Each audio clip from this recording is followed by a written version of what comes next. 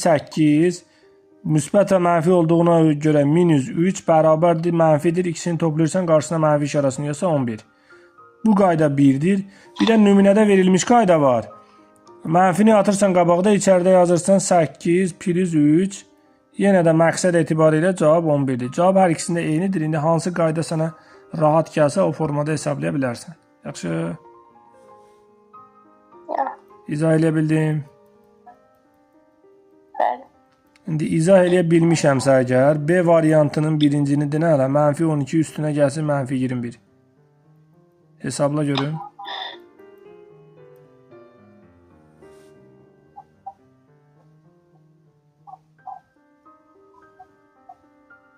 Ee, 12, 21 mənfi 33, mənfi 33. Bu qədər sadə. Toplayırsan, qarşısına mənfi işarəsini yazırsan. Əgər 2 dənə mənfi varsa. Yaxşı? Bəli. Yaxşı, bəs onun C variantında axırıncısını nə elə? Mənfi 86 üstünə gəlsin, mənfi 8 neçə olacaq?